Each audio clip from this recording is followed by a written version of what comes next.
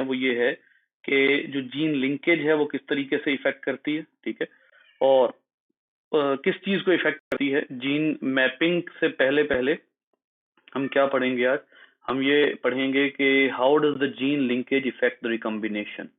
क्योंकि एक बात हमने पिछले दिनों जो है वो ये कुछ चीजें हमने एस्टेब्लिश कर ली थी कि हमेशा डोमिनेंट और रिसेसिव जो हम समझ रहे होते हैं वो हमेशा उस तरह नहीं होता जिस तरह से हमारी अंडरस्टैंडिंग होती है।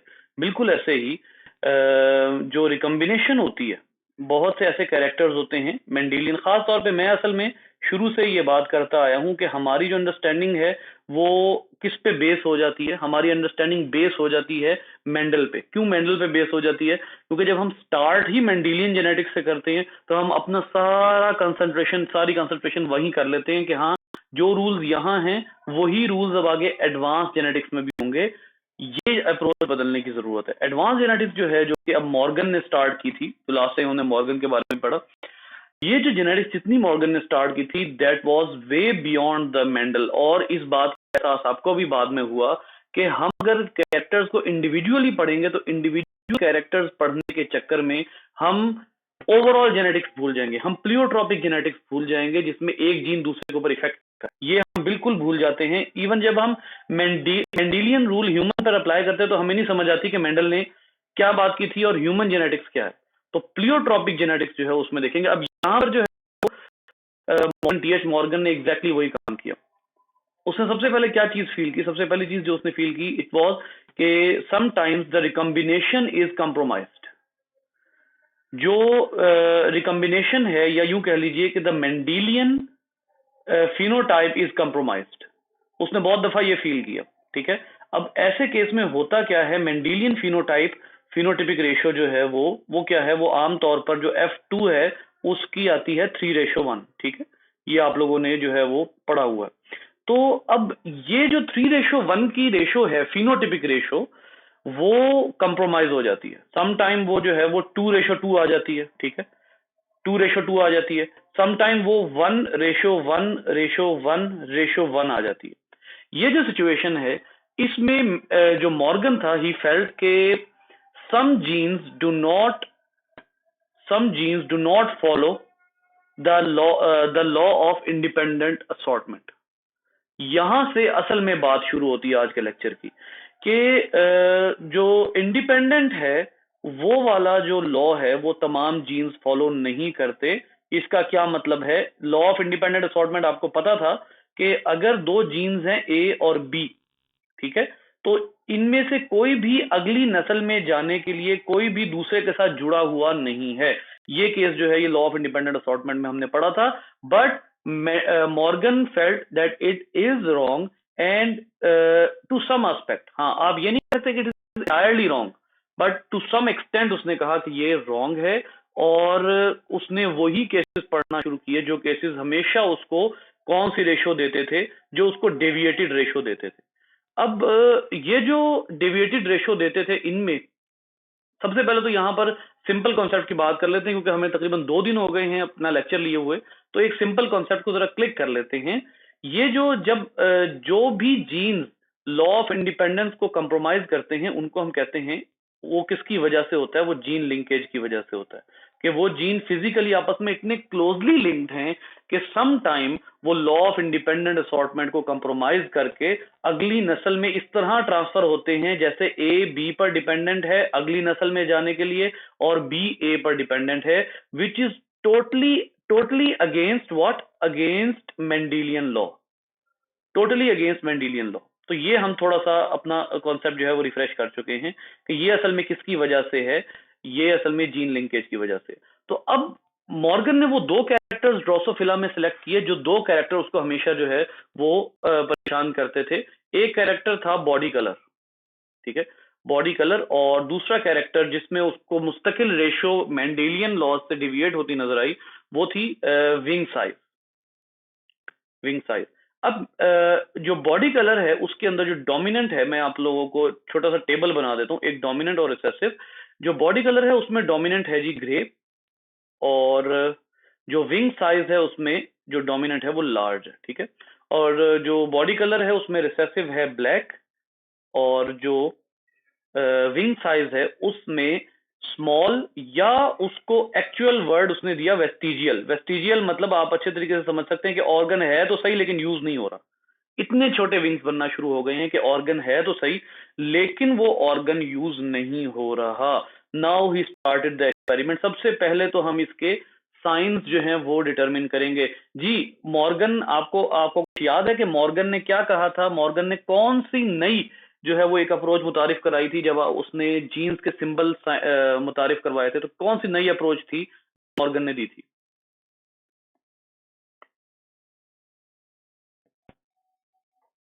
कुछ याद है?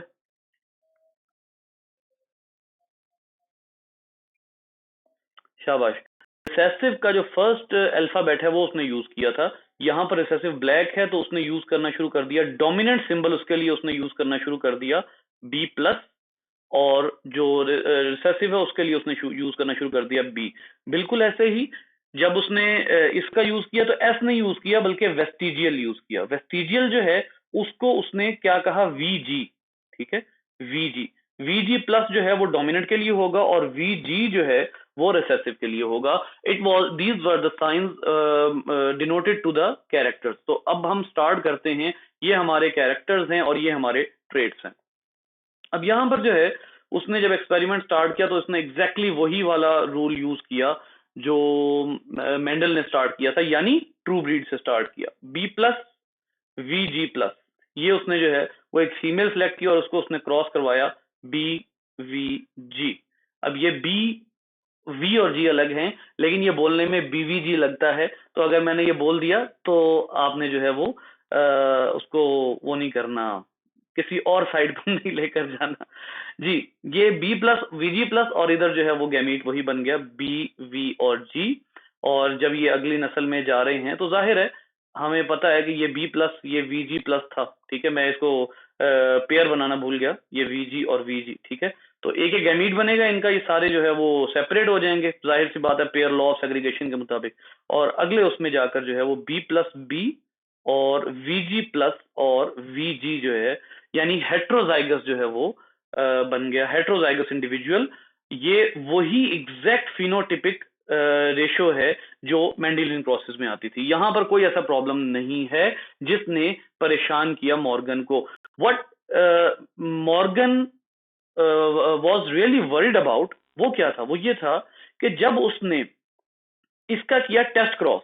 आप लोगों को टेस्ट क्रॉस जो है वो याद होगा। टेस्ट क्रॉस में होता ये है कि जब आपने किसी एक इंडिविजुअल की जीनोटाइप वो करनी हो ना, किसी भी इंडिविजुअल की जीनोटाइप चेक करनी हो कि वो डोमिनेंट है या रिसेसिव है, सॉरी वो होमोजाइगस डोमिनेंट है या हेट्रोजाइगस डोमिनेंट है, तो आप क्या करते हैं? टेस्ट क्रॉस करते हैं। फॉर एग्जांपल, अगर आपके पास एक जीनोटाइप है कैपिटल ए, तो उसको आप क्रॉस करवाएंगे स्मॉल ए से। ठीक है, तो अगर तो 100% डोमिनेंट कैरेक्टर शो होता है तो इसका मतलब है कि ये वाला पेरेंट जो है ये क्या है? ये होमोजाइगस डोमिनेंट है।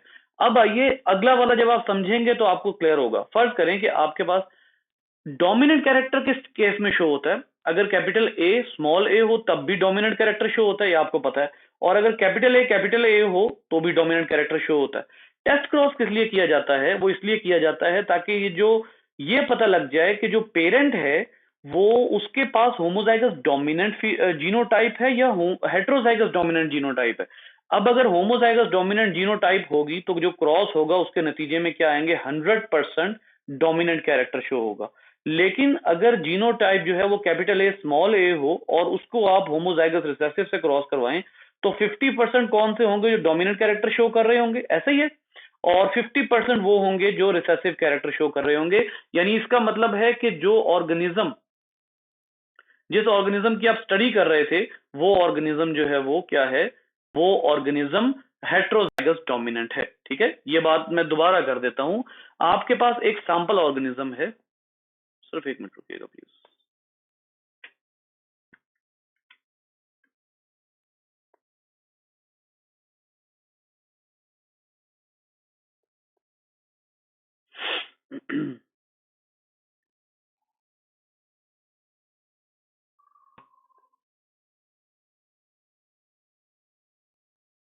मसला हो गया।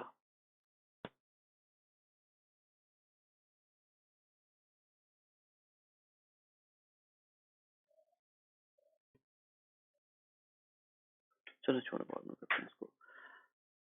खैर, अब आपके पास एक सैंपल ऑर्गेनिज्म है जो डोमिनेंट कैरेक्टर शो कर रहा है। उस सैंपल ऑर्गेनिज्म की जीनोटाइप चेक करने के लिए आप टेस्ट क्रॉस करते हैं, ठीक है। उसको आप क्रॉस करवाते हैं होमोजाइगस रिसेसिव वाले के साथ, और फिर उसका अगर रिजल्ट 100% आए तो वो जो सैंपल ऑर्गेनिज्म है वो होमोजाइगस डोमिनेंट है, और अगर उसका रिजल्ट 50% डोमिनेंट और 50% रिसेसिव है तो इसका मतलब है वो जो सैंपल ऑर्गेनिज्म है वो हेट्रोजाइगस डोमिनेंट है। वापस आइए, मेंडल ने क्या किया, मेंडल ने सॉरी मॉर्गन ने इसको जब एक दफा उसने ये ट्रू ब्रीड्स को क्रॉस करवा लिया, ठीक है, जो बॉडी कलर और विंग साइज जो है उसके लिहाज से जब उसने ट्रू ब्रीड्स को क्रॉस करवाया तो उसने F1 क्रॉस F1 नहीं करवाया। F1 क्रॉस F1 जो है वो उसने फॉलो नहीं करवाया, बल्कि उसने क्या किया, उसने ये देखें, उसने ये चेक करना था कि जो अगली जनरेशन है उसके अंदर जो जीनोटाइप है वो किस तरह की है, नंबर वन, ठीक है। नंबर वन उसने क्या किया, did F1 follow the Mendelian law, ठीक है, द मेंडेलियन रेशो। सबसे पहला उसने जो है वो ये हाइपोथेसिस बनाया, ये उसने अपना एम बनाया कि सबसे पहले F1 ने क्या मेंडेलियन रेशो फॉलो की है, ठीक है। Number two, if it did, अगर उसने ये किया है यानी कि F1 ने अगर मेंडेलियन रेशो शो की है, then is it homozygous dominant. क्योंकि जाहिर है, अब जरा एक दफा जीनोटाइप पर गौर कीजिए, F1 की जीनोटाइप पर गौर कीजिए, उसने F1 ने तो डोमिनेंट कैरेक्टर ही शो करने हैं ना दोनों, गौर कीजिए, F1 ने दोनों डोमिनेंट कैरेक्टर शो करने हैं, B प्लस और VG प्लस है ना यहाँ पर, तो F1 ने दोनों डोमिनेंट कैरेक्टर शो करने हैं। तो अब उसने टेस्ट क्रॉस असल में क्यों किया, उसने इसलिए किया कि सबसे पहले तो ये देखा जाए कि क्या F1 ने मेंडेलियन रेशो फॉलो की है। नंबर टू, उसने ये अंदाजा लगाना चाहा कि क्या जो F1 है उसके अंदर जो जीन्स हैं वो आपस में इतने लिंक्ड थे कि उन्होंने वो होमोजाइगस डोमिनेंट आए हैं, यानी सारे यही वाले आए हैं, ठीक है। अब ये जो चीज है ये अब उसने जो है वो फॉलो गौर से देखने की कोशिश की, इसलिए इसलिए उसने जो है वो टेस्ट क्रॉस करवाया। टेस्ट क्रॉस क्या था, वंस अगेन यही वाला, क्योंकि जब टेस्ट क्रॉस होता है तो सैंपल ऑर्गेनिज्म के अगेंस्ट किसको लाया जाता है, जो रिसेसिव हो, जिसके कैरेक्टर होमोजाइगस रिसेसिव हो, तो बी और वी जी, ठीक है। अब इसके गैमीट्स बनाएंगे आप, बी प्लस वीजी प्लस, एक गैमीट ये हो गया इसका, ठीक है। फिर क्या होगा, बी प्लस वीजी, फिर तीसरा गैमीट होगा बी वीजी प्लस, और चौथा गैमीट होगा बी वी और जी। चार तरह के गैमीट्स इसके हो गए, और एक गैमीट जो एक टाइप के गैमीट इसने हो गए, यानी बी वी और जी, ये जो है ये एक ही टाइप का गैमीट जो है वो बनाएगा। अब यहां पर होना क्या चाहिए, होना ये चाहिए, गौर से सुनिएगा, बहुत गौर से, मैं पहले आपको जो है वो टेबल बना देता हूं और उसके बाद फिर जो है वो फिर मैं बताता हूं कि ये मेंडेलियन रेशो को कैसे डिविएट कर रहा है और कैसे पता लग रहा है कि ये जो एलील्स हैं ये ये लिंक्ड हैं या नहीं हैं, जो जीन्स हैं वो लिंक्ड हैं या नहीं है। अब देखिए हमारे पास जो, फॉर एग्जांपल, ये जो हमारे पास एग आ रहे हैं, फर्ज कर लें कि ये फीमेल है, फीमेल्स में हमारे पास जो एग्स आ रहे हैं वो चार तरह के गैमीट्स लेकर आ रहे हैं, और ये मेल है, स्पर्म आ रहे हैं वो सारे के सारे सेम टाइप के स्पर्म आ रहे हैं, ठीक है। तो अब आप जो टेबल बनाएंगे वो कुछ इस तरह से होगा, जहां स्पर्म जो है वो एक साइड पर होगा और जो एग्स हैं उनकी पॉसिबिलिटी जो है वो हम यहाँ पर चार बनाएंगे, b plus v g plus, b b plus v g, b v g plus, b v और जी, ठीक है। यानी ये जो हैं वो स्पर्म्स हैं और ये एग्स हैं। अच्छा, अब जरा गौर कीजिए, कौन सा आएगा, b plus b, v g plus v g, यही आएगा। फिर देखिए, b plus b, v g v g, ठीक हो गया।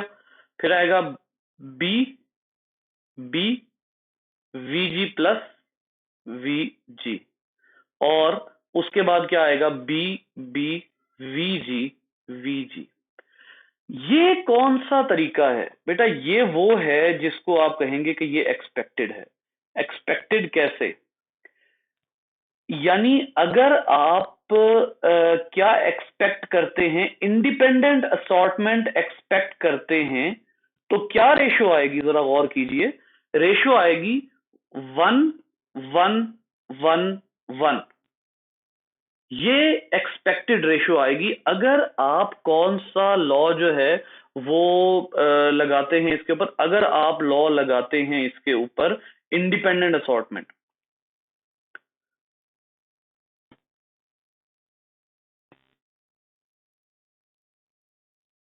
पता नहीं मेरे कैमरा को क्या हो गया, दोनों कैमरे एक चलाने के बहाने दूसरा ही नहीं चल रहा।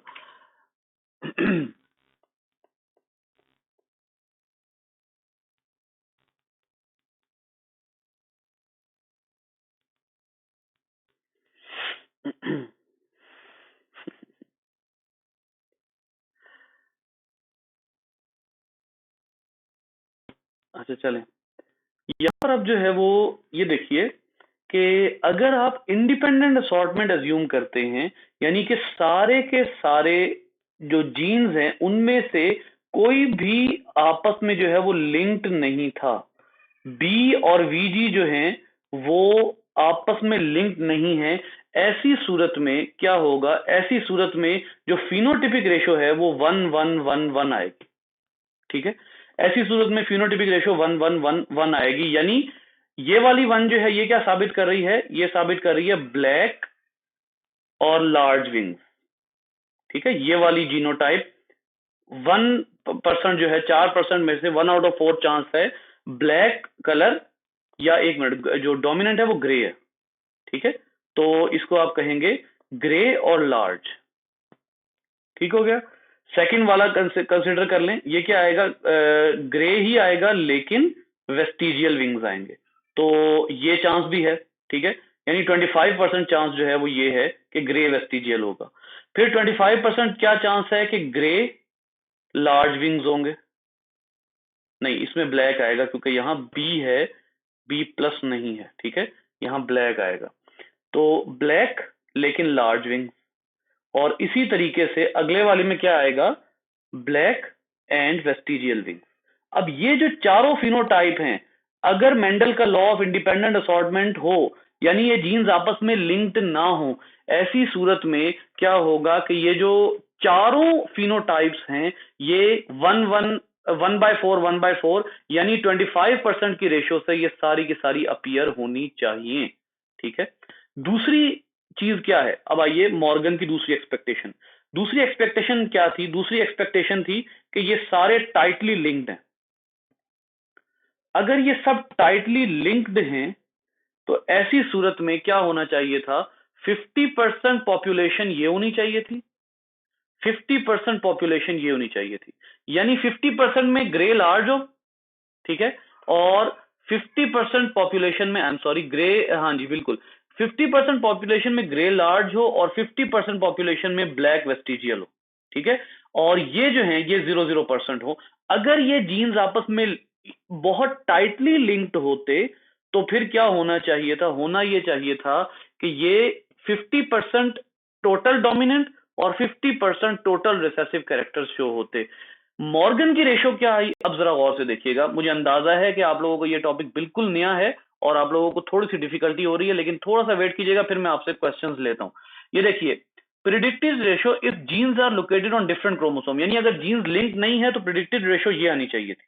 ठीक है, predicted ratio if genes are located on the same chromosome and parental alleles are always inherited together, यानी अगर ये tightly linked हैं तो फिर होना क्या चाहिए कि ये जो दो हैं, यानी ग्रे वेस्टिजियल और ब्लैक नॉर्मल या ब्लैक लार्ज, ये दोनों जो हैं वो 0 0 होने चाहिए, और दोनों डोमिनेंट और दोनों रिसेसिव जो हैं उनकी रेशो क्या आ जानी चाहिए? 50-50%, यानी 1/4, 1/2 आ जानी चाहिए अगर ये टाइटली लिंक्ड हैं। अगर ये इतना फिजिकली लिंक्ड हैं कि इनको आपस में कोई हिला नहीं सकता, तो फिर ऐसी सूरत में जो है वो ये इनकी रेशो ये आनी चाहिए।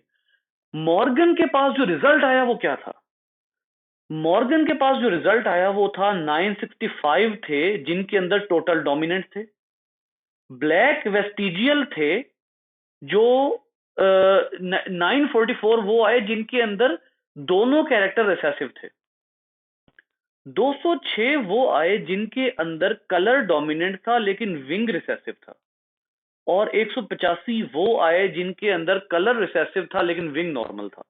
अब ये चीज जो है, इस चीज ने मॉर्गन को शेक कर दिया। क्यों शेक कर दिया?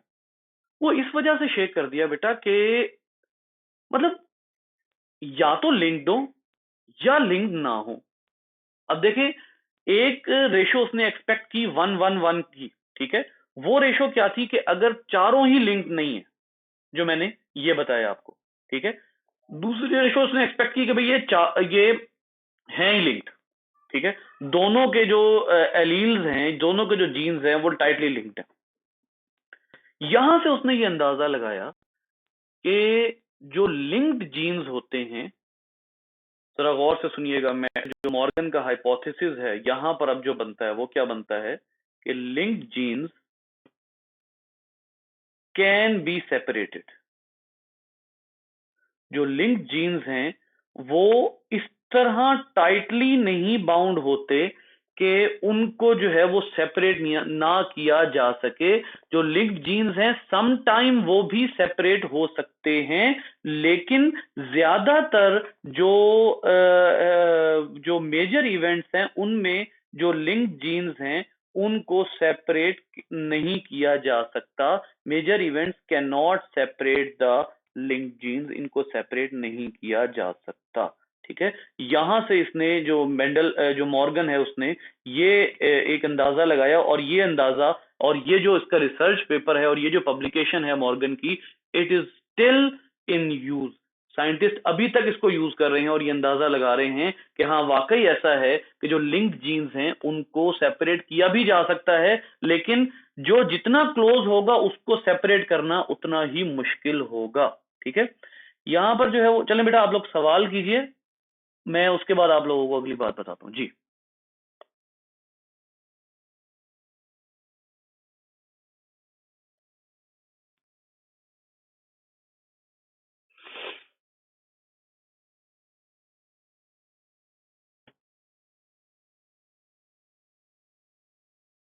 है कोई सवाल नहीं?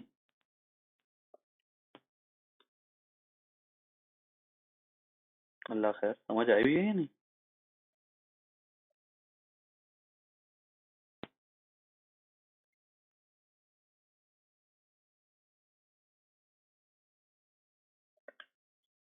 मेरी आवाज आ रही है?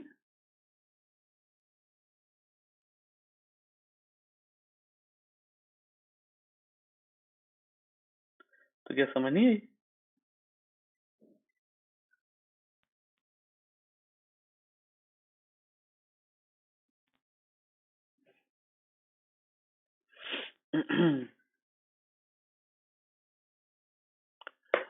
आ गई है, इतनी अच्छी तरह आ गई है, अल्लाह खैर ही करे। आए।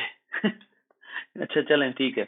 अब इसमें यहाँ पर वो एक और चीज जो है वो मैं असल में वो सेंटेंस ढूंढ रहा हूँ, क्योंकि थोड़ी सी ना मुझे डिफिकल्टी इस लिहाज से आना शुरू हो गई है, क्योंकि कुछ ऐसे वो हैं, सेंटेंसेस हैं जो ना 10th एडिशन में नहीं है, जो सॉफ्ट कॉपी है, और जिससे मैं पढ़ के आता हूँ उसमें है, तो कुछ सेंटेंसेस मुझे नहीं मिल रहे। यहाँ पर ना एक सेंटेंस बड़े वाज़ेह तौर पर लिखा हुआ है, और वो ये है कि ये जो होता है, ये जो जीन्स होते हैं, ये जिनकी सेपरेशन होती है या जो लिंक्ड होते हैं, खास तौर पर जो लिंक्ड जीन्स होते हैं उनकी सेपरेशन सम टाइम इस तरह की होती है कि वो, ये बात मैं आप लोगों को पहले भी बता चुका हूं कि उनका डबल क्रॉस ओवर हो जाता है। एक दफा क्रॉस ओवर होके वो दूसरे क्रोमोसोम में जाते हैं, और सेकंड टाइम क्रॉस ओवर होके वो वापस अपने ओरिजिनल क्रोमोसोम में आ जाते हैं। इसकी डिपिक्शन एक दफा फिर से हम जो है वो बनाकर देख लेते हैं। हमने क्या कहा था कि ये अगर एक डुप्लीकेटेड होमोलॉग है और ये दूसरा डुप्लीकेटेड होमोलॉग है, तो ये जो दोनों हैं इनमें अगर एक दफा क्रॉसिंग ओवर ऐसे हो जाए और दूसरी दफा क्रॉसिंग ओवर ऐसे हो जाती है, तो क्या होगा कि जो लिंक्ड जीन्स होंगे वो एक दफा फिर से मुड़ के वापस अपनी जगह पर पहुंच जाएंगे। तो ऐसी सूरत में लिंक्ड जीन्स को सेपरेट करना पॉसिबल नहीं होगा। That is why Morgan suspected कि यार ये तो मेंडल के लॉ से डेविएट कर रहा है, और ये मॉर्गन ही था जिसने पहली दफा ये बात की कि जो मेंडल का लॉ है वो हर दफा जो है वो यूज नहीं होगा। इस डायग्राम को जरा देखिए, इस डायग्राम में एक डिपिक्शन करने की कोशिश की गई है कि कुछ जीन्स जो हैं वो अपने उन्हीं क्रोमोसोम पर रहेंगे जो क्रोमोसोम पेरेंटल है। अब जरा एक दफा मियोसिस को दोबारा टच करते हैं।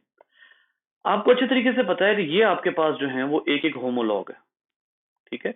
इन होमोलॉग्स को आप जो है वो एस फेज से गुजार कर दोनों को कर देते हैं डुप्लीकेट। अब दोनों को जब आप डुप्लीकेट कर देते हैं, फॉर एग्जाम्पल ये आपका पेटर्नल है यानी फादर से आया हुआ है, और ये आपका मेटर्नल है। आपने पेटर्नल को भी डुप्लीकेट कर दिया, आपने मेटर्नल को भी डुप्लीकेट कर दिया। अब पेटर्नल को डुप्लीकेट और मेटर्नल को डुप्लीकेट करने के बाद आपने इन दोनों होमोलॉग्स की आपस में क्रॉसिंग ओवर करवाई, ठीक है।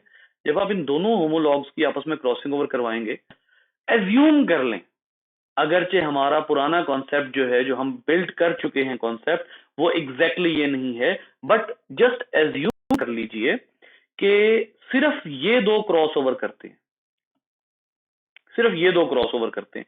ऐसी सूरत में अभी तक ये इनके अंदर जो जीन जेनेटिक कॉम्बिनेशन है वो कौन सी है? पेरेंटल। पेरेंटल, ये भी पेरेंटल है, ठीक है। और अब ये जब टेट्राड बना है तो ये अभी ये सारे टेट्राड किस कॉम्बिनेशन में है?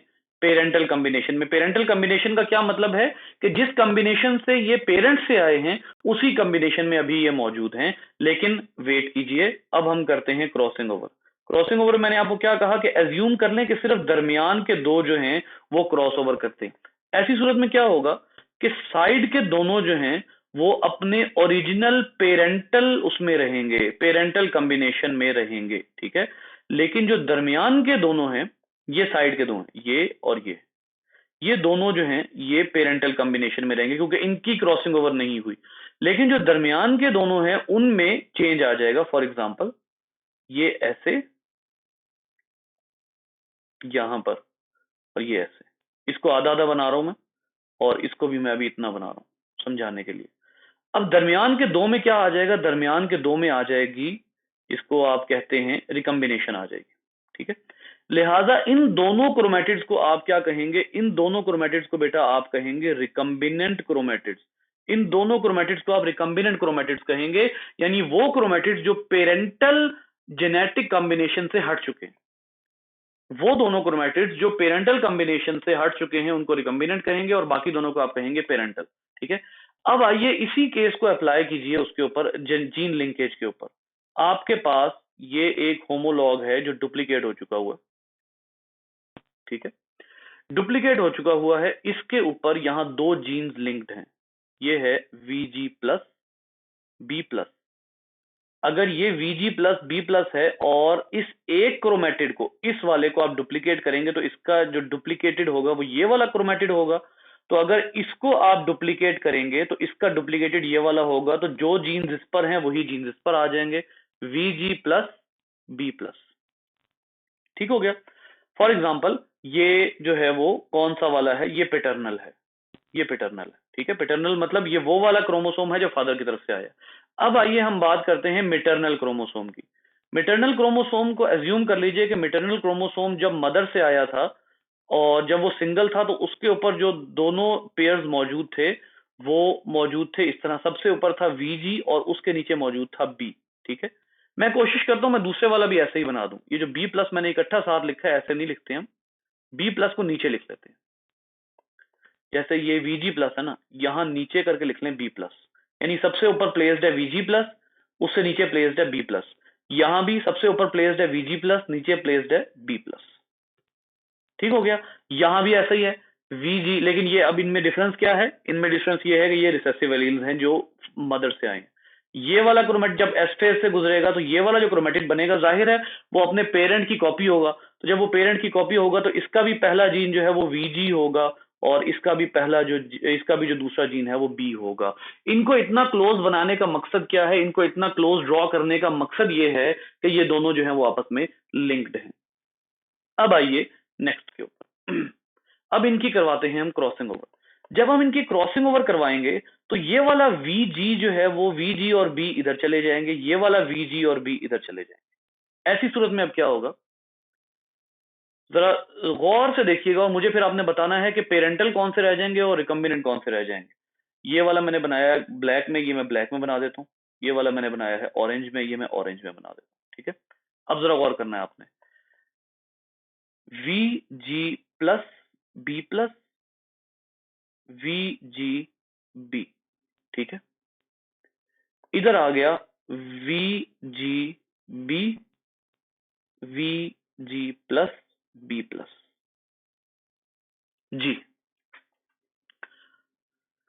वैसे तो मेरा नहीं ख्याल कि आप लोगों को बहुत ज्यादा एफर्ट की यहाँ जरूरत पड़ेगी, आपके सामने है कि कौन से पेरेंटल रह गए और कौन से रिकम्बिनेंट हो गए।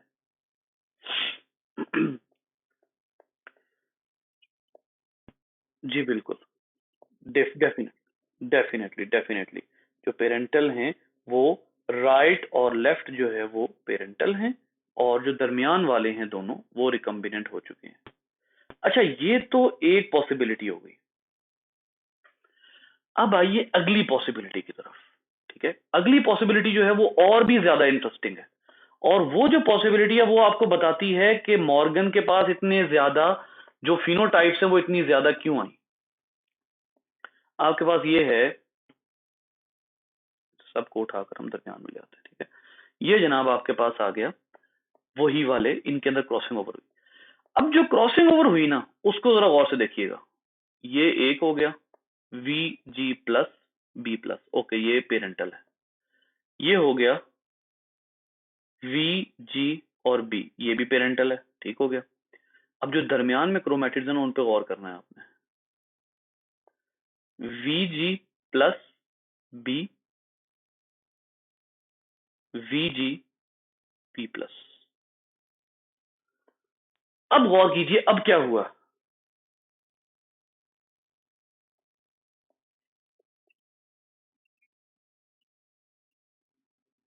विंग्स वाला भी एक्सचेंज हुआ और वो भी एक्सचेंज हुआ, कलर वाला भी एक्सचेंज हुआ, लेकिन जो असल बात यहां पर, इतने बच्चे कहां गए, अक्सा हंसा, अल्लाह खैर, इन दोनों का इकट्ठी वो नेट गया है क्या।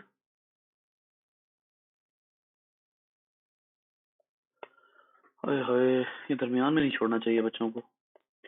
अब इन दोनों का गौर कीजिए, इनकी लिंकेज ब्रेक हो गई है, लिंकेज इज ब्रोकन। यानी ऐसा बिल्कुल पॉसिबल है कि ऐसी जगह पर लिंकेज, ऐसी जगह से क्रॉसिंग ओवर हो कि वो लिंकेज ही ब्रेक हो जाए।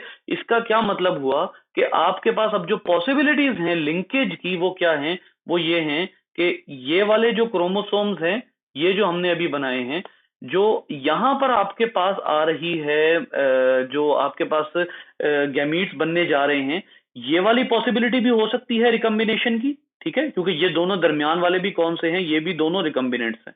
ठीक है, और जो इस वाले केस में ये दो हैं, ये भी रिकम्बिनेंट्स हैं।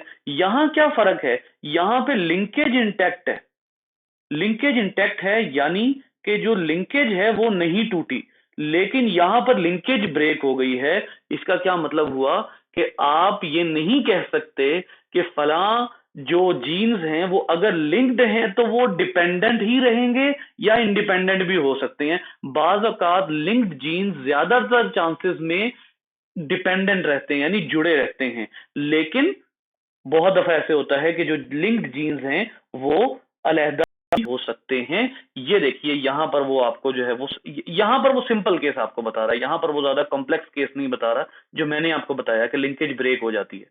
ये देखिए, ये बिल्कुल वही केस है जो हमने बताया। यहां पर ये जो है वो इन दोनों को क्रॉस ओवर किया। बेटा गौर से देखिएगा, ये मॉर्गन का वही क्रॉस है। ये देखिए, ट्रू ब्रीड यहां से आ रही है, ट्रू ब्रीड यहां से आ रही है, इन दोनों को क्रॉस किया तो ये नस्ल प्रोड्यूस हुई।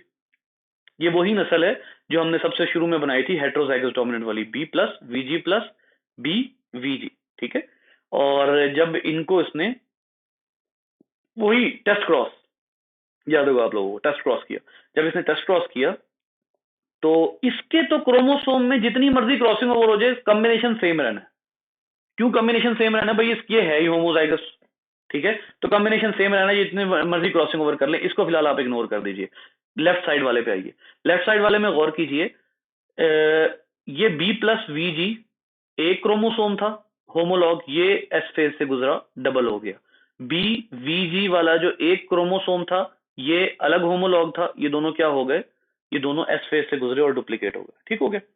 अब आइए इनके दरमियान में होने लगी crossing over. So let's have a look bye zooming it. ये देखिए, अब इनके दरमियान में जब क्रॉसिंग ओवर हुई तो इसका इसका ये सेगमेंट जो है, इसमें से गौर कीजिएगा कि कितना सेगमेंट रेड वाले के पास गया।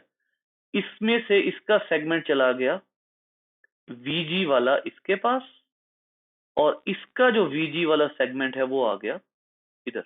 गौर कीजिए, इधर पिंक जो है वो क्या इंडिकेट कर रहा है कि ये सेगमेंट एक्सचेंज हुआ हुआ है। तो वीजी वाला सेगमेंट इसके पास आ गया, ये वाला जो वीजी है ये यहां चला गया रेड वाला। लिहाजा अब इनमें क्या हो गई है, गौर कीजिए, इनमें लिंकेज ब्रेक हो गई है। इनमें अब लिंकेज जो है वो ब्रेक हो चुकी है। अब क्योंकि लिंकेज इनमें ब्रेक हो चुकी है, लिहाजा आप गौर कीजिए, यहां पर अब वो कहता है कि हुआ क्या असल में हुआ ये कि ज्यादातर जो गैमीट्स थे वो यही बने, ज्यादातर गैमीट्स यही बने। कौन से? B plus v g plus b v g. ठीक है, ज्यादातर गैमीट्स जो हैं वो यही वाले बने, लेकिन जिनमें लिंकेज ब्रेक हो गई वो बहुत कम थे। मैंने आपको बताया पहले कि लिंकेज ब्रेक हो सकती है, और अगर लिंकेज ब्रेक हो जाए तो जीन्स जो हैं वो अलहदा हो सकते हैं। लिंकेज ब्रेक हो गई, वीजी बी प्लस के साथ आ गया, वीजी प्लस बी के साथ आ गया। ठीक है, अब जब इधर से स्पर्म जो है वो बी वीजी प्रोवाइड करेगा तो ये चारों तरह के गैमीट्स जो हैं वो इस मेल से जब फर्टिलाइज करेंगे तो अल्टीमेटली जो रिजल्ट आएगा वो 965 उसी कॉम्बिनेशन में आएंगे जो पेरेंटल है। ये देखिए, वही फिनोटाइप शो कर रहे हैं ना, बी प्लस और वीजी प्लस, ये वही फिनोटाइप शो करेंगे। कॉम्बिनेशन वो है या नहीं है ये हमारा कंसर्न नहीं है। ठीक है, हमारा कंसर्न ये है कि फिनोटाइप कौन सी शो हो रही है। बी प्लस वीजी प्लस किसकी फिनोटाइप है? पेरेंट की। बी वीजी भी किसकी फिनोटाइप है? पेरेंट की। ऊपर देख लीजिए अगर आपने कंफर्म करना है तो। ये देखिए, बी प्लस वीजी प्लस एक पेरेंट की है, ठीक है, और बी वीजी दूसरे पेरेंट की है। ठीक है, तो आप देख लीजिए यहां पर बी प्लस वीजी प्लस ये फिनोटाइप ये पेरेंटल हो गई। ठीक है, ये देखिए लिखा हुआ है बी वीजी, ये भी पेरेंटल है। ठीक है, यहां पर आइए, अब जो गड़बड़ हो यहां पर हो रही है वो क्या है, वो ये है कि जो बी प्लस वीजी यानी इसका जो विंग है वो ग्रे तो है, इसका जो कलर है वो ग्रे तो है, लेकिन इसका जो विंग है वो वेस्टिजियल है, ये किसी भी पेरेंट की फिनोटाइप नहीं है। इसी तरीके से इसका जो कलर है वो ब्लैक है, लेकिन इसके विंग्स नॉर्मल है, ये भी किसी पेरेंट की फिनोटाइप नहीं है। तो जब भी कोई ऑर्गेनिज्म, कोई ऑफस्प्रिंग अपने पेरेंट की फिनोटाइप से मूव करेगा तो इसका मतलब है उसके दरमियान क्या हो गई है, उसके अंदर रिकम्बिनेशन हो गई। ठीक है, अब रिकम्बिनेशन डिटरमिन करने का फॉर्मूला क्या होता है? रिकम्बिनेशन डिटरमिन करने का फॉर्मूला ये होता है, रिकम्बिनेशन फ्रीक्वेंसी डिटरमिन करने का फॉर्मूला ये होता है, आप टोटल नंबर ऑफ रिकम्बिनेंट्स, टोटल, यहां पे मैं लिखता हूं, इसका फॉर्मूला होता है टोटल रिकम्बिनेंट इंडिविजुअल, यानी वो इंडिविजुअल जो रिकम्बिनेशन शो कर रहे हैं, टोटल रिकम्बिनेंट इंडिविजुअल्स।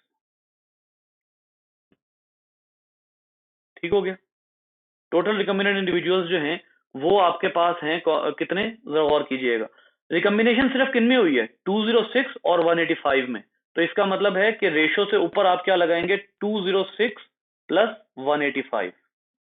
ठीक हो गया, डिवाइडेड बाय ऑल इंडिविजुअल्स, जितने इंडिविजुअल्स हैं वो सारे आप यहां पर जो है वो लेकर आएंगे, जितने भी आपको फिनोटाइप्स शो हो रही हैं, ऑल इंडिविजुअल्स कह लें या ऑल फिनोटाइप्स कह लीजिए, ऑल फिनोटाइप्स।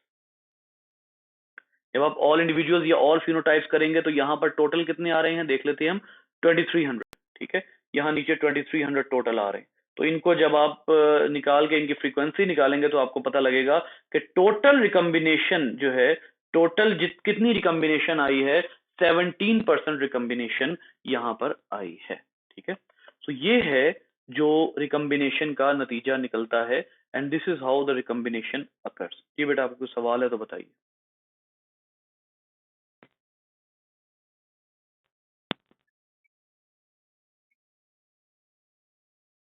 जी जी, बिल्कुल बिल्कुल, ये साबित कर रहा है। ठीक है, जो क्लोजली लिंक्ड है यहां पर वो इंडिपेंडेंटली असॉर्ट नहीं हुए, लेकिन यहां पर वो इंडिपेंडेंटली असॉर्ट हो गए।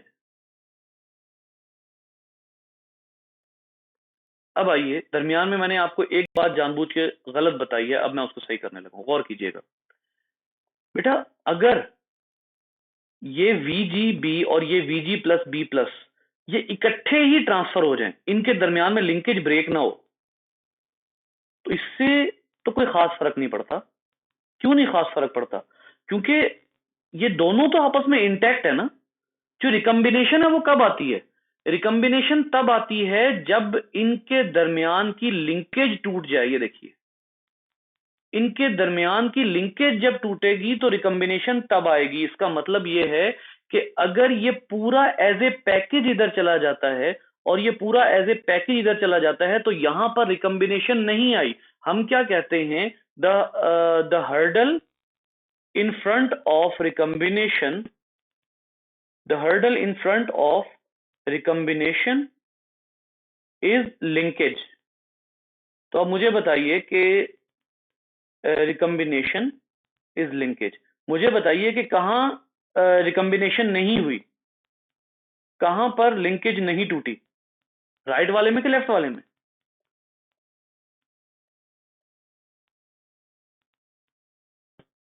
राइट वाले में कि लेफ्ट वाले में? राइट वाले में लिंकेज नहीं टूटी, पूरा का पूरा जो दोनों जीन्स थे वो एज ए पैकेज ट्रांसफर हो गए। तो इसका मतलब है जब लिंकेज इंटैक्ट रहेगी तो फिर कोई भी रिकम्बिनेशन नहीं आएगी। इसका मतलब ये हुआ कि जो लिंकेज जब तक जो है वो रहेगी तब तक कौन सी फिनोटाइप शो होती रहेगी? जब तक लिंकेज इंटैक्ट है तब तक वो फिनोटाइप शो होती रहेगी जो पेरेंटल है। अगर आपको इसका सबूत चाहिए तो ये भी बात कर लेते हैं। इन चारों को अलहदा कर दें, इन चारों को अलहदा कर दें। कैसे? एक को आपने अलहदा किया VG+B+, इसी का पार्टनर अलहदा कर दें VGB, इसी का तीसरा गैमीट बनेगा VG+B+, और जो चौथा बनेगा वो क्या होगा? वो होगा VGB। अब मुझे बताइए कि जब ये VG+B+ किसी VGB वाले से मिलेगा तो भी पेरेंटल फिनोटाइप शो होगी, जब ये VGB से मिलेगा तब भी पेरेंटल फिनोटाइप शो होगी कि नहीं? इसको देख लेते हैं, अभी गौर कर लेते हैं इसके ऊपर। आपने अभी क्या किया है? अभी आपने दो तरह के स्पर्म्स बनाए, VG+B+, और दूसरी तरह का आपने स्पर्म बनाया VGB, यही बनाए। ये एग, सॉरी एग, दो तरह के एग आपने प्रोड्यूस करवाए, ठीक है। लेकिन इनमें जो है, ये मैं इनकी बात कर रहा हूं, राइट वालों की, जिनमें जीन दोनों के दोनों एज ए पैकेज दूसरे में ट्रांसफर हो गए। तो अब आइए, यहां पर जो है वो स्पर्म आ रहा है VG और B, ठीक है। गौर कीजिए, VG+B+B+, जी, इसको इसके साथ VG, हाँ भाई, ये पेरेंटल है या नहीं है? मैं जरा पेरेंटल निकाल लूं। यही दो पेरेंट्स थे ना, ये दो पेरेंट्स हैं, ये दो। इसकी फिनोटाइप क्या है? ग्रे और नॉर्मल, ग्रे, ग्रे और नॉर्मल, पेरेंटल फिनोटाइप हो गई। इसकी फिनोटाइप क्या है? ब्लैक और वेस्टिजियल। ये कौन सी हो गई? ब्लैक और वेस्टिजियल। अब ये क्या बता रहा है आपको? ये आपको ये बता रहा है कि अगर जीन लिंक्ड हो और एज ए पैकेज ट्रांसपोर्ट हो जाएं तो वो रिकम्बिनेशन नहीं है। मैंने अपनी बात को निगेट किया है, एक बात बता के अब उस बात को मैं निगेट कर रहा हूं, ठीक है। क्यों? क्योंकि अगर वो जीन जो हैं वो इकट्ठे पैकेज की फॉर्म में ट्रांसपोर्ट हो जाएंगे तो वो रिकम्बिनेंट नहीं होंगे। क्यों रिकम्बिनेंट नहीं होंगे? क्योंकि उनके दरमियान की लिंकेज इंटैक्ट है, लिंकेज नहीं टूटी। और अगर लिंकेज नहीं टूटी तो अल्टीमेटली उनके जो कॉम्बिनेशन बनेंगे वो कौन से होंगे? जो उनके अल्टीमेट कॉम्बिनेशन बनेंगे वो उनके पेरेंटल कॉम्बिनेशन होंगे। बिल्कुल ऐसे ही जो है यहां देख लीजिए, यहां पर उनकी जो है वो लिंकेज इंटैक्ट नहीं रही, टूट गई है। तो ऐसी सूरत में सिर्फ आप इनको रिकम्बिनेंट कहेंगे, जहां पर जीन्स आपस में लिंक्ड रहेंगे उनको आप रिकम्बिनेंट्स नहीं कहेंगे। जी बेटा, ये आखिरी बात समझ आ गई?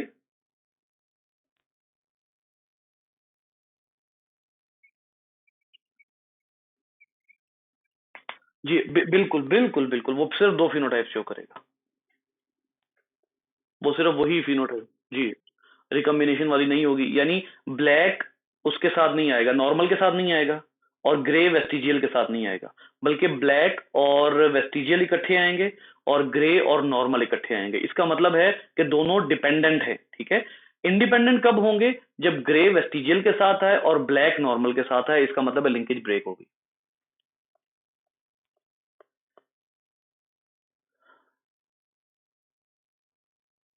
कैमरे पता नहीं क्यों नहीं चल रहा है।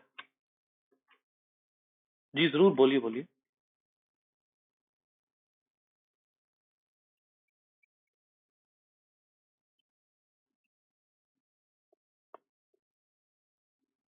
हम्म।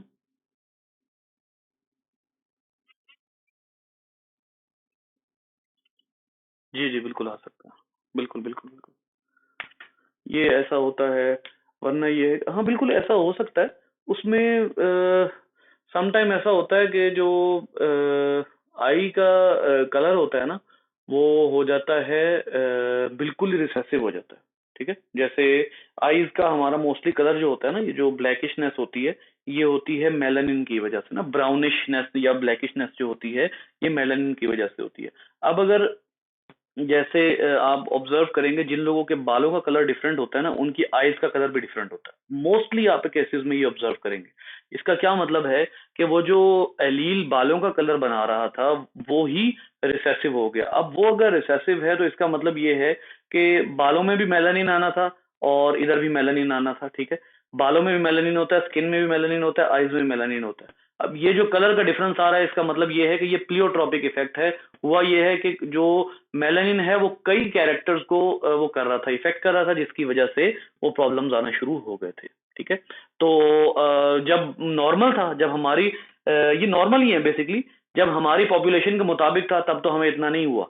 लेकिन अगर वो मेलानिन जो है वो रिसेसिव हो जाता है, तो ऐसी सूरत में ये होगा कि वो जो रिसेसिव कह लीजिए, या उसकी इंटेंसिटी कम हो जाती है। मैं रिसेसिव नहीं कहूंगा, क्योंकि मेलानिन के रिसेसिव होने से अल्बिनिज्म के चांसेस होते हैं, इसलिए मैं टोटली रिसेसिव नहीं कहूंगा। लेकिन अगर फर्ज कर लीजिए उसकी इंटेंसिटी कम होती है, जो हमने डोमिनेंस रिलेशंस में पढ़ा था।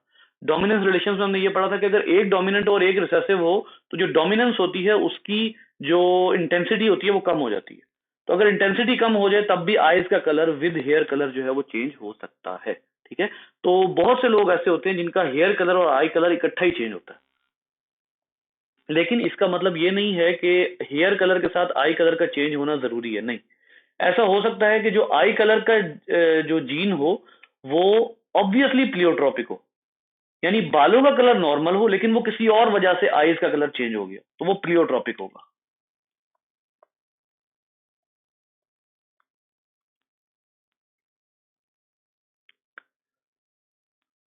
अच्छा, अब यहाँ पर एक छोटी सी बात मैं आप लोगों को जो है वो और बताऊंगा, ये जरूरी है, ताकि जो है वो हम कल के हवाले से थोड़ा सा वो कर लें। बल्कि मेरा ख्याल ये है कि ये जो बात मैं आपको बताऊंगा ये आपको बहुत क्विकली समझ आ जाएगी। उसके बाद इंशाल्लाह कल एक छोटा सा स्टैट का टॉपिक हम और पढ़ेंगे रिगार्डिंग जीन लिंकेज। अब देखिए, यहाँ पर एक साइंटिस्ट था हुज नेम वाज स्टर्टिवेंट। स्टर्टिवेंट, इस साइंटिस्ट ने ये हाइपोथेसाइज किया कि the percentage of recombination indicates indicates the distance between the location of the loci of two genes. Distance between the loci of two genes, यानी इसका मतलब है कि वो आपको ये बता रहा है कि जो एलील्स हैं या जो जीन्स हैं, उनकी जो रिकम्बिनेशन फ्रीक्वेंसी आई है, एक्चुअली वो रिकम्बिनेशन फ्रीक्वेंसी ये डिपिक्ट करती है कि वो क्रोमोसोम आया एक, वो जो दोनों जीन्स हैं वो आया एक क्रोमोसोम पर हैं या नहीं है। और दूसरा ये कि वो जो दोनों जीन्स हैं वो एक दूसरे से कितने फासले पर हैं। ये बात जो है ये कही थी स्टर्टिवेंट ने। इससे क्या साबित हुआ, जरा गौर कीजिएगा। इससे साबित ये हुआ कि अगर बी और वीजी की जो रिकम्बिनेशन फ्रीक्वेंसी है वो 17% आई है। तो ये जो दोनों जीन्स हैं ये हैं एक ही क्रोमोसोम पर, लेकिन इनके दरमियान में टोटल डिस्टेंस 17 जीन्स का है। यानी बी अगर इधर मौजूद है तो वीजी जो है वो इधर मौजूद है, इनके दरमियान 17 जीन्स का जो है वो डिफरेंस आ रहा है। इस जो स्टर्डिवेंट है और मॉर्गन है, इन दोनों ने मिलके जो 1% है, 1% is equal to 1 map unit, 1 map unit बताया। 1 मैप यूनिट का क्या मतलब है? 1 मैप यूनिट का मतलब ये है कि एक जीन का फासला, 1 जीन डिस्टेंस, ठीक हो गया।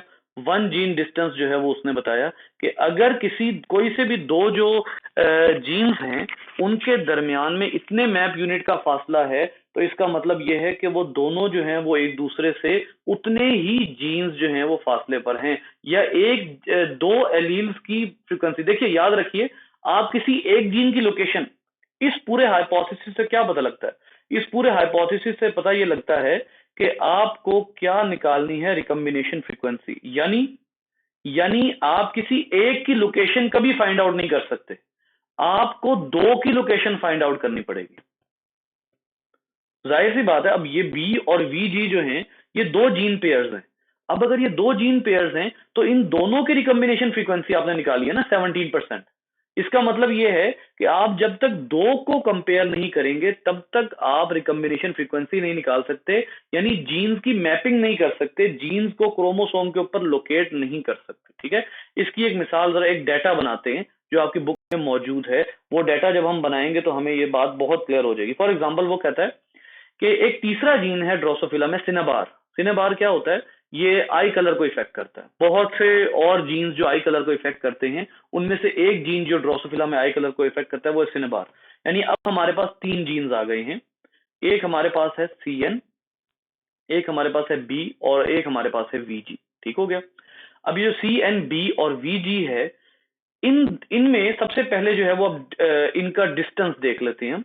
The recombination frequency. अब डिस्टेंस कैसे पता लगेगा? डिस्टेंस आप लोग बता सकते हैं कि इनके डिस्टेंस हमें कैसे पता लगेगा? इनका डिस्टेंस हमें पता लगेगा, इन दोनों की आपस में रिकम्बिनेशन फ्रीक्वेंसी निकाल लें।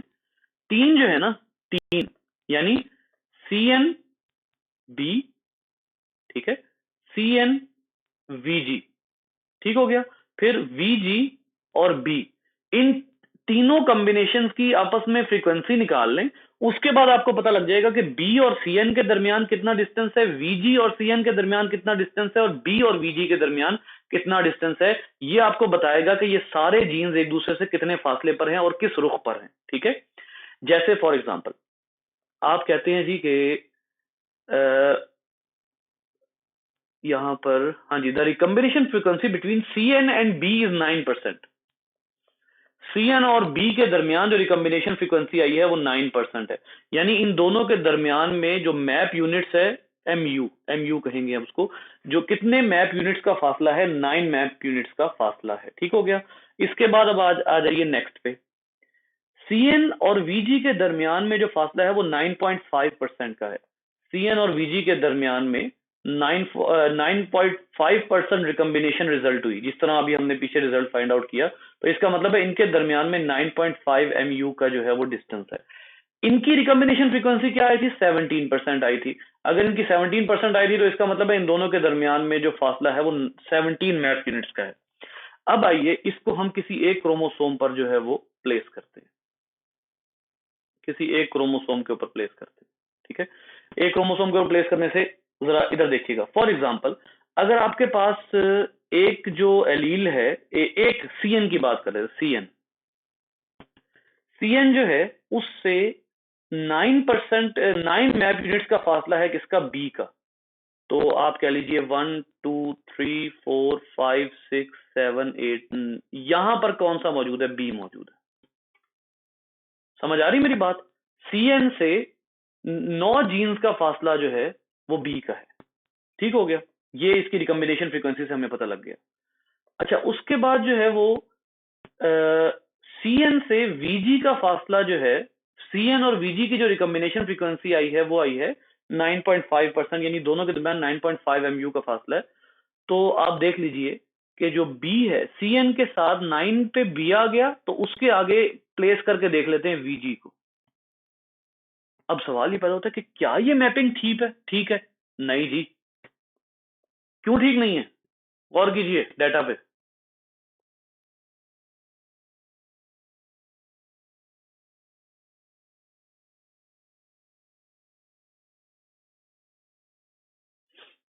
हाँ जी, और क्या डाटा पे?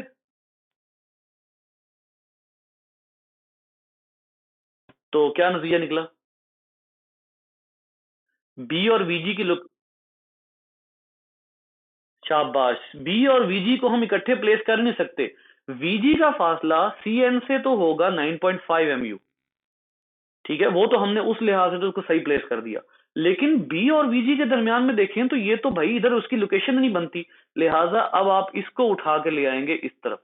1 2 3, यहां पर लगा दे 1 2 3 4 5 6 7 8 9, 9.5 वीजी की लोकेशन एक्चुअली यहां बनती है। तो ऑलमोस्ट जो है वो 17 का जो फासला है वो इनके दरमियान में हमने किसी ना किसी तरह से जनरेट करना होगा। 1 2 3 4, ये वैसे 17 बनता नहीं है, ठीक है, लेकिन मैं आपको बताना ये चाह रहा हूं कि किसी भी क्रोमोसोम के ऊपर आप किसी एक जीन को रेफरेंस लेके उसके साथ कंपैरिजन करते हैं, और उसके साथ कंपैरिजन करके आप देखते हैं कि फलां जो जीन है वो उससे कितने फासले पर होगा, उसकी मैपिंग करते थे। ये देखिए, ये उसने पहले ही आपको बता दिया। सीएन दरमियान में रखा, वीजी जो है उसने उसको राइट पर रखा है, मैंने लेफ्ट पर रख दिया, खैर है, और जो बी है उसको उसने लेफ्ट पर रख दिया। इनके दरमियान में 17% और 9% और 9.5% जो है वो ये फासला बन रहा है। यानी ये बात क्लियर है कि जीन मैपिंग किस तरह की जाती है, और हमें यह भी पता लग गया कि जीन्स के दरमियान का डिस्टेंस उनको कितने फासले से एक दूसरे से अलहदा करता है। एक और चीज देखते हैं यहां पर, जिन्होंने मिस कर दिया वो इंशाल्लाह रिकॉर्डिंग सुन लेंगे। एक आखिरी बात यहां पर मैं बताने लगा था आपको, पता नहीं क्यों मेरे जहन से निकल गई है। ओहो,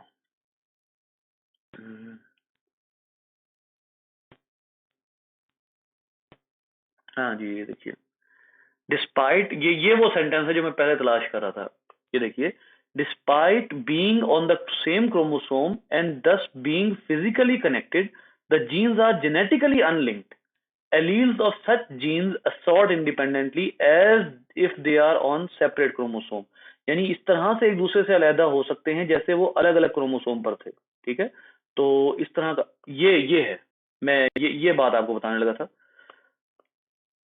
मुझे मिल गई बात वो जो आपको बताने लगा था। ये देखिए, वो कहता है कि the observed frequency of recombination in crossing involves two such genes can have a maximum value of 50%, a result indistinguishable from that for genes on different chromosome। अब ये देखिए, वो कहता है कि दो जो है ना जीन्स की फ्रीक्वेंसी आपस में जो रिकम्बिनेशन फ्रीक्वेंसी, अगर वो सेम क्रोमोसोम पर हैं, अगर दो जीन सेम क्रोमोसोम पर हैं तो उनकी रिकम्बिनेशन फ्रीक्वेंसी ज्यादा से ज्यादा 50% तक है। 50% से ऊपर अगर आप जाएंगे इसका मतलब है उनके क्रोमोसोम क्या हो गए हैं, डिफरेंट हो गए हैं।